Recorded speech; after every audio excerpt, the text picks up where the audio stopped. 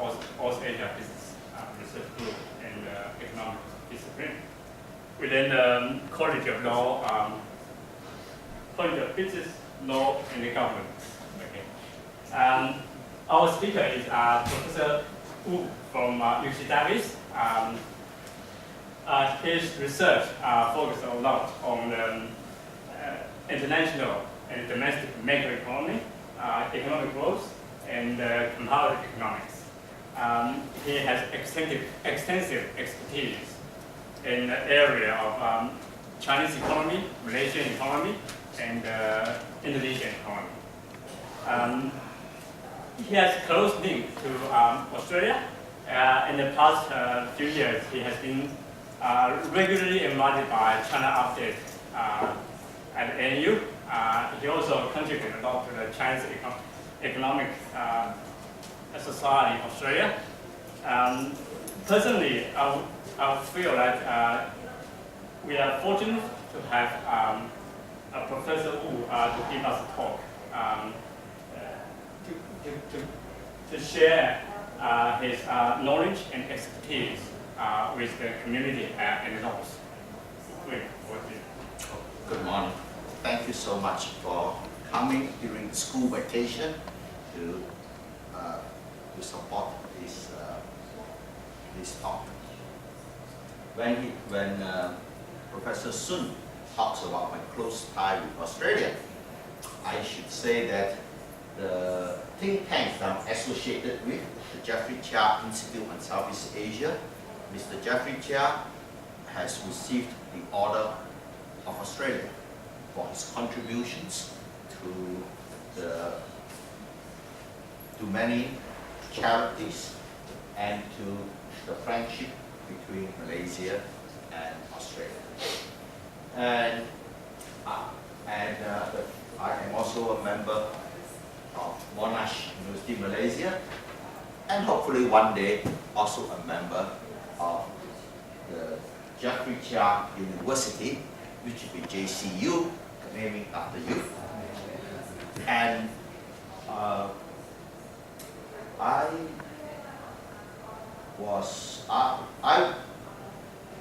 when I was invited to give this talk, I thought maybe I could say something that could be as useful to Australia in its internal management, especially and not only to the relationship between Australia and China. This basically would go on to talk about Australia's relationship with Southeast Asia, ways away China. Specifically, my talk will be on two aspects. The first is when you look at the choices that Australia face, I think that it will be closely circumscribed by a relationship forged between China and the United States. And given how the global environment is disproportionately affected by events in the United States, I think that understanding the macroeconomic policies in the world outside of Australia is important to guiding the monetary policy of Glenn Stevens of the Reserve Bank of Australia. Clearly, Australia has been playing an extremely good act at balancing different interests. Just like in 2008, Hu Jintao and George Bush, no, not 2008, it was 2002 or 2003. Hu Jintao and George Bush spoke on consecutive days in front of the Australian Parliament. This is reflected in what the sequence of prime ministers in Australia have said. John Howard, unabashedly, said, Australia is the deputy sheriff of the United States in the South Pacific. And Bob Hawke and Paul Gitting has always emphasized the important elements of Australia's prosperity as circumscribed by economic developments in Asia. Tony Abbott, who pushed the balancing act one step forward, has called Japan our best friend in Asia. So when you think about it, you can see that Australia recognizes that its political security lies mainly in the US-led coalition in the Pacific. And its economic security is very closely tied to the growth of what will be the largest economy in the world, China, in 2030. So given this, we are therefore not surprised by the attention that the US has given to China. When Xi Jinping was on a visit to Latin America, Barack Obama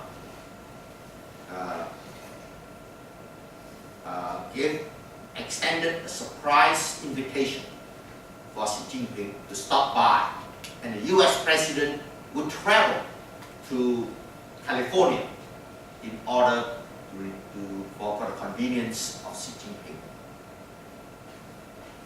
Those of you who recognize the tower will see it as coming from the movie Brokeback Mountain. It is a story about two persons who like each other very much, but it did not have the usual fairy tale ending of where they live happily ever after. So good intentions, but that was not enough to guarantee a happy ending. And most recently, Abe was here. He came bearing gifts and offering apologies. He, like his grandfather before him, is here to offer Australia an economic partnership agreement, which will greatly expand Australia's access to Japanese markets. And at the same time, he offered sincere apologies for some of the suffering that Australians had during World War II. And on the front pages of the leading Australian newspapers, it was quite clear that this is a nuanced, balanced relationship. And the Australian-Japanese relationship is very much hinged upon the fact that Japan is the frontline state of the US-led alliance in the Pacific. So that's why the Australians, when the day he landed, the headline was "Special Relationship Begins." And the next day, Abe warned Australia against China. And the day after, which should be 7/10 or 7/18, Julia Bishop, the foreign minister, said, we have to put on a united front for liberal values, democracy, and human rights. So that as the background is almost inevitable in the many conferences that I've attended on China, that sooner or later someone could be relied to say that the outcome will not be a happy one. Largely you look at the rise of big nations in the 20th century. After the unification of the German states and the defeat of Napoleon II, basically Germany was one of the three leading states on continental Europe. And that gave us to the tragedy that happened in 1914. And Germany was not the only one that rose. Japan did after the Meiji Restoration. In fact, Japan was on the side of the Allies in World War I, such that as part of its contribution to the World War I victory, it was given the German concessions in Qingdao and other places. And then Japan basically in 1931, which was really the high point of the Japan having reached the high point, keeping there, was when it started expanding into Chinese territories. So is a war inevitable when you think about it? The answer is no. In fact, it's highly unlikely there will ever be a war between the United States and China. Why is that highly unlikely? It's highly unlikely because of the turning point on August 29, 1949. August 29, 1949 is the day the Soviet Union exploded its first nuclear device. And on that day, we all realized direct war between two leading powers is mutually suicidal. And so what's the cure for what? So how do you handle conflict when it's mutually suicidal to fight? The answer is proxy wars. Instead of the countries fighting each other, they fight through representatives. That's what the Cold War is all about. Australia was part of the US in Vietnam. The Chinese soldiers put on Vietnamese soldiers and fought on the North Vietnamese side. And then, of course, Africa, Mozambique, Angola. You know, you think of Savimbi, Jonas Savimbi in Angola. And the other side was backed by the Russians. I forgot the name. And the Chinese, of course, participated in the Cold War, first on the side of the Soviet Union, but then turned to be on the US side, beginning on July 9, 1971, when Kissinger landed in Beijing. The US-China alliance ended on August 31st, 1991, the day that the Soviet Union imploded. So, on that day, if you remember George Bush, when he ran for office in 2000, one of the main themes of his platform was that China has to be contained. But that did not happen. Largely because of September 11, that diverted the attention of the United States from what was happening in the Pacific. So, I just predicted that war is highly unlikely because confrontation between two nuclear powers is mutually destructive.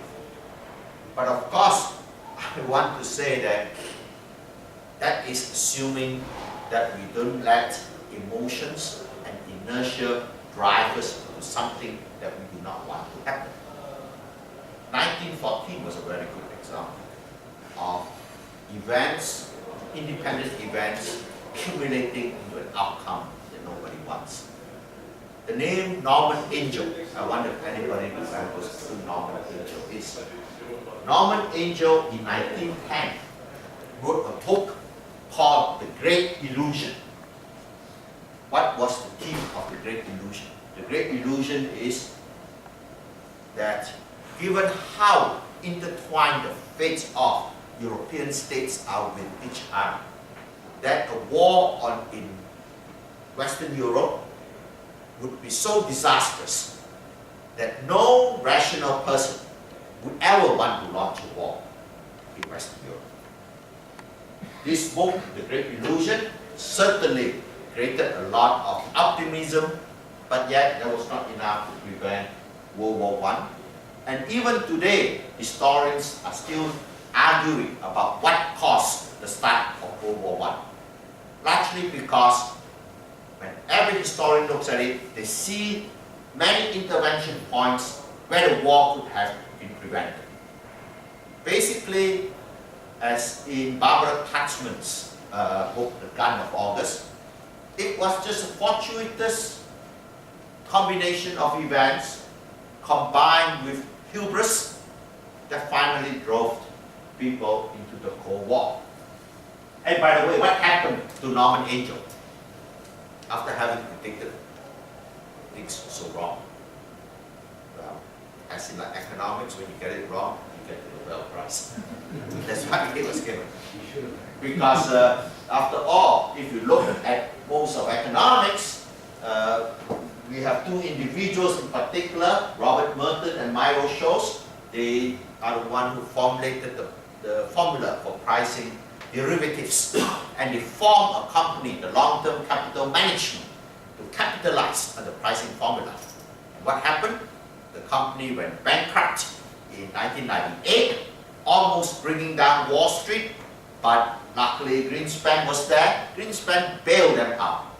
Of course, that bailing out was a highly dangerous thing because that removed dangers for all subsequent speculators who felt that they would be bailed out too, which ultimately led to the global financial crisis.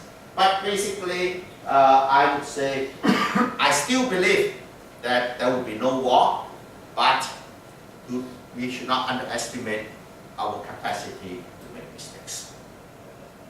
The true reason for my optimism is I just gave you two countries that rose in the 20th century, resulted in wars, Japan and Germany.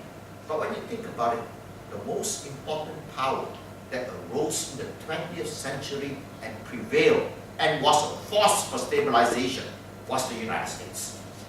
The United States was a much bigger world power than Germany and Japan, even if you add them up together. And it was, in general, until Bush Jr. came along, a force for stabilization. And Australia has been in every US-initiated war since World War II. In fact, it and Canada are the only two, but Canada dropped out during the Iraq War. So, with that as the background, I would like to say that the Cold War scenario is a very real one. All the traditional factors that were responsible for the US-Soviet Cold War are present. That's an ideological case between China and the United States. Just think of the Chinese constantly turning its nose at bourgeois human rights. And then there is the conflict over raw resources. What is the South China Sea about? The South China Sea is, of course, a lot about the possible resources of Paracel and the Spratly. But then when you look at East China Sea, you don't see the same possibility for resources. But yet the Chinese have unilaterally declared an air defense zone. And that, I think, is old-fashioned competition for regional leadership. So, all the ingredients for a Cold War are there. And it will not be surprising if we drift into it. And Australia's contribution would be to stop the drift into the Cold War. As you could see, that the Chinese have drawn a line of its territorial claim up to the very doorstep of almost every country in Southeast Asia. And you ask yourself, wouldn't that mobilize Southeast Asia against a common aggressor? And wouldn't that be where Australia's natural alliance is? Southeast Asia is part of a club called ASEAN, ASEAN, Association for Southeast Asian Nations. But what has happened to ASEAN with the Chinese more assertive position on South China Sea? ASEAN is breaking up.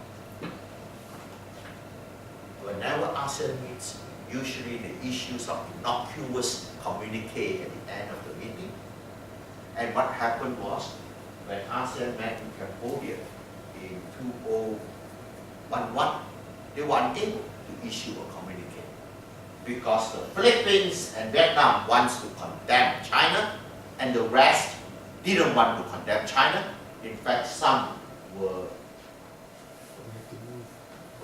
okay. I'll do the shit about it. But in any case, you could see that instead of mobilizing, it's fragmenting Southeast Asia. The latest meeting in Myanmar, again, they were unable to agree on what to do about Chinese assertiveness.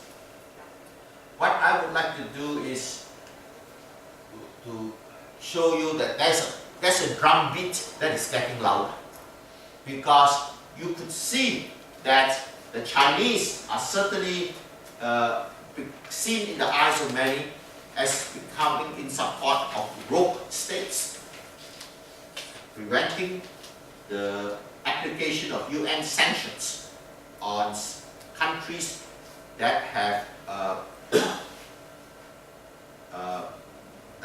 in the process of acquiring nuclear weapons. And of course, they got how did these countries get their nuclear weapons? This country got their nuclear weapons because Pakistan sold it to them. And how did Pakistan got its nuclear weapon? China gave it to Pakistan when India blew its first atomic bomb. So, it is not Hindi chini bye bye, but Taki chini bye bye. That is, well, that is you know where the phrase is from. Zhou Enlai visited China. Nehru lined the streets with people shouting Chinese and Indians are brothers. And 3 months later, the Chinese invaded and wiped out the Indian army in Northeast India. But in any case, the point is, you can see the escalation that's happening. The Thye Islands, where the Chinese frigate locked its firing radar on the Japanese ship, which means that war was away by one finger tap. That was how close war was. And the United States has responded to this escalation with his famous article by Hillary Clinton talking about the pivot to Asia. And the pivot Asia, of course, in the case of Australia, meant stationing 1,500 or 150. I forgot whether I'm off by 10.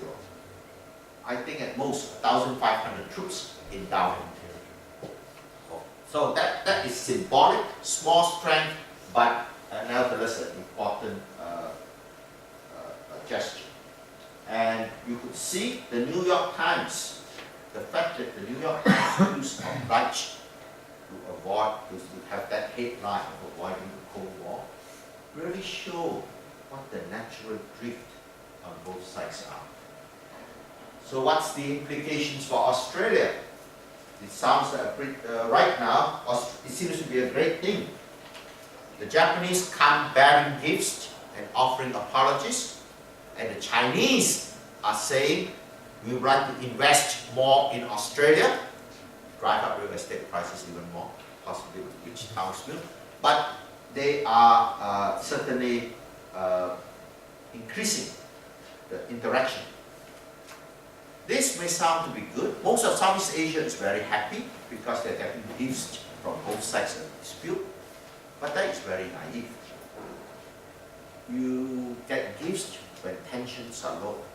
When tensions are high, you don't have the luxury of choosing sides. Both sides would look at the third country and say, if you're not on my side, if you're not with me, you're against me. That's just as simple as that. And when you look at what will happen in the Cold War, whenever a dictator comes up in one country and someone else gets up to oppose him, the United States will automatically support the other case. And what was the phrase that used to be that Alan Dowles, the head of the CIA, said? Yeah, so and so, the dictator is a bastard, but he's our bastard. Basically, we don't, the sides would get chosen for Australia. And what would trigger a plunge towards a Cold War? One can think of many, many triggers, but since we are a relatively specialized group of economists, I would like to focus on what I think would be the trigger of a renewed Cold War. It would be a trade war. A trade war where one country looks at the other country and says, he's trying to screw me, so I'm going to retaliate. And that would set upon an escalation that would go from economics to politics. I would say, if you look at the economic trajectory in China and the United States today, it seems like the way that people interpret the relationship, we are set for a trade war. The trigger for a trade war exists on both sides, is what I intend to convince you. Let's look at the US side. My punchline, the punchline I hope to convince you, the trigger exists on the US side because the US, being a big continental country, does not really understand the impact of globalization on itself. And because the United States, even up to the present president, do not understand the adjustment that is needed to deal with globalization, they see a lot of its difficulties as coming from the economic policies of other countries. And the United States has been trying to deal with its policies through macro stimulus. Look at what Janet Yellen talks about. And before that, Bernanke, Greenspan, the way they want to deal with US difficulties is macro stimulus. And I am going to say that the macro stimulus will fail. What Mr. Glenn Stevens said yesterday, that we shouldn't worry about the United States because that's a highly innovative country, its comeback is inevitable. I would say he's half right in that US GDP will recover, but US unemployment will not recover. In other words, it will be a jobless growth for quite a long time to come. And this sort of growth is what that would lead to a trade war. So this is what I intend, the conclusion that I will arrive at. Now let me share with you the process of my reasoning. The first thing to say is, how do Americans look at their present situation? Why am I focusing so much on the Americans? Because my position is that the ultimate space of balancing for Australia really is circumscribed by whatever agreements or what the nature of the relationship between US and China on global economic matters. What is the way the Americans are looking at it? Very traditional macro, 101, which is there's a potential GNP growth path, and if we are below that growth path, what is the order of business?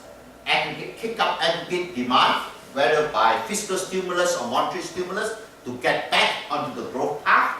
And after we are on the growth path, then we deal with the fiscal deficits that were created in order to kick us to the growth path.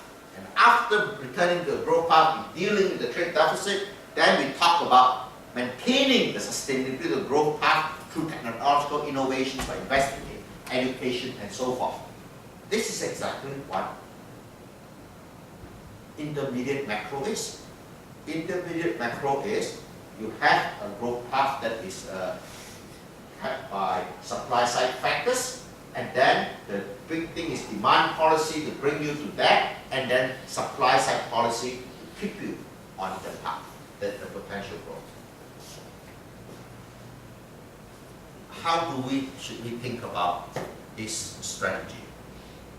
Winston Churchill, the half American,